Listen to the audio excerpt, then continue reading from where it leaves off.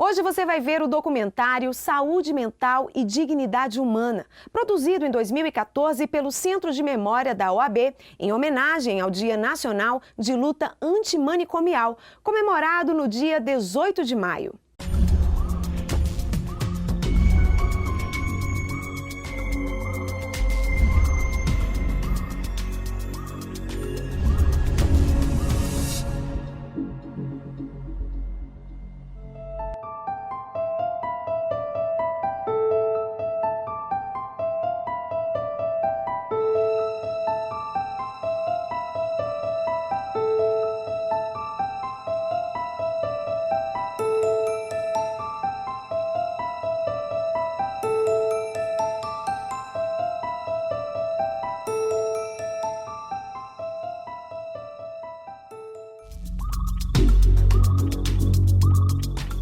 Para começar, a gente podia fazer uma retrospectiva sobre a questão da relação da humanidade, da sociedade com a loucura, porque ela vai mudando, né, conforme a época.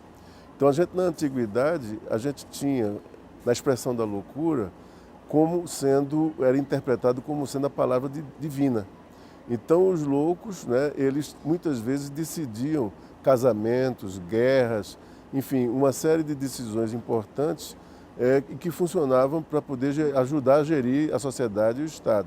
Quando chega na Idade Média, essa lógica ela é rompida com o movimento da Reforma Protestante e da Contra-Reforma Católica, que instituiu a figura do endemoniamento. Porque os loucos, dada a sua incontinência, dada a sua irreverência, né, a sua falta de compromisso com a adequação, passaram também a ser enquadrados como sendo porta-vozes do demônio, junto com as mulheres adúlteras, junto com aqueles que contestavam a igreja e por aí vai. Então, a partir dessa época que se começa a construir o imaginário social da loucura, que persiste até a data de hoje. Ou seja, o louco é tido como irresponsável, incapaz e violento. Porque no século XIX os doentes mentais eram associados à bruxaria, pecado, a maldades. Então, o Pinel, na França, o Philippe Pinel, que foi o primeiro grande médico a se preocupar com essa questão, criou lugares fechados para proteger os doentes mentais. Mas hospício vem de hospitalidade. A degradação da hospitalidade, a degradação da atenção às pessoas necessitadas desse serviço é que produziu o manicômio.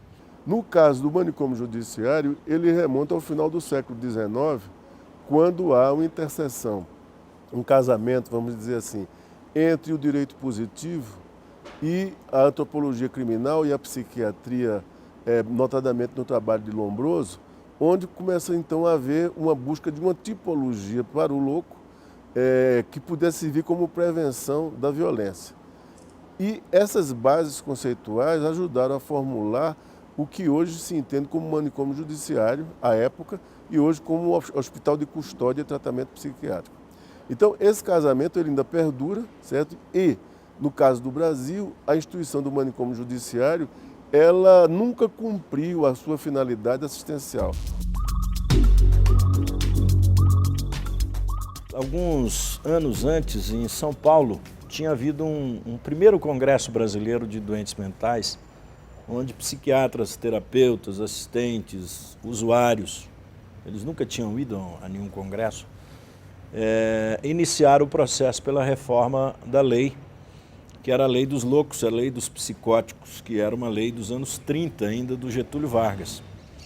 E é essa lei que estava em vigor, é essa lei que dava o direito a qualquer pessoa interditar uma pessoa acusada de ser doente mental. Então, essa lei era um grande fator de abuso no Brasil. Você internava qualquer pessoa que lhe criava caso, qualquer pessoa que lhe incomodava, sendo doente ou não, você emitia no hospício. Então, o Brasil tinha 600 mil internados. Tá? E para resolver, às vezes, conflito familiar, problema de herança, briga de namorado, briga de marido com mulher, mulher com marido, pai com filho, filho com pai, tudo se usava pela psiquiatria. E iniciei o processo de mudança da lei pelo lado dos direitos humanos. O doente mental, todos são iguais perante a lei, inclusive os doentes mentais. Essa lei tramitou 12 anos no Congresso Nacional. E nos anos 90, tanto que ela foi sancionada pelo presidente Fernando Henrique e foi regulamentada pelo presidente Lula. Você vê, é uma lei que passa por 6 governos. Nós não conseguimos unidade para aprovar a inimputabilidade, a imputabilidade, considerar culposo ou doloso o crime de um louco infrator. Não houve unidade para isso. E então nós tivemos que tirar da lei o infrator. A Lei 10.216 criou uma série de dispositivos e um deles que garante a possibilidade de pessoas egressas, né, dos manicômios judiciários serem acolhidas em serviços residenciais terapêuticos, né? Ou seja, as pessoas que saem do sistema, muitas vezes, provavelmente na maioria das vezes, não têm para onde retornar, né? E uma das justificativas da permanência prolongada das pessoas é que, já que não tem para onde ir, fica aqui, né? Fica internado ainda, né?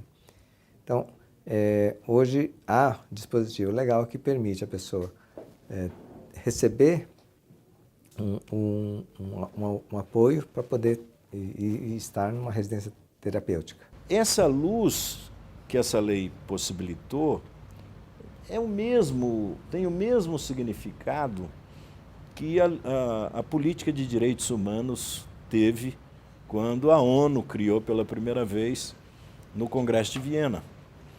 Eu tive no Congresso de Viena como delegado brasileiro em 1994 e lá no Congresso de Viena nasceu a ideia de que nós tínhamos que colocar os doentes mentais também na política de inclusão social. Não bastava mulheres, crianças, negros, pobres, indígenas, populações marginalizadas. Havia uma categoria esquecida no mundo. E essa categoria eram os doentes mentais. Acho que há uma prisão perpétua no Brasil. E o Brasil não tem prisão perpétua. O tempo maior de prisão para o pior crime que um brasileiro cometer é 30 anos. Mas para o doente mental, o infrator, o louco infrator, ele não tem revisão da sua pena. Então, o manicômio judiciário tem pessoas que estão lá há mais de 60 anos. Morrem no manicômio judiciário.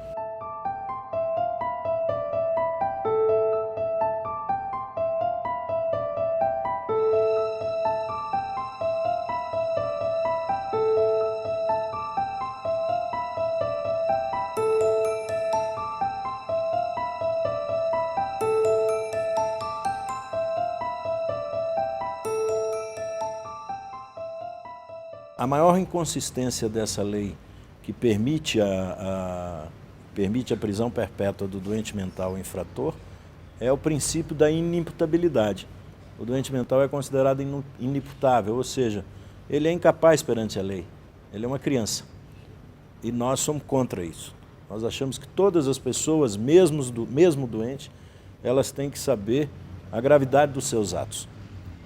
E, em surto, o doente mental pode considerar o seu ato uma atenuante pelo fato de ser um doente mental, mas não lhe livrar da privação da liberdade de um tratamento compulsório.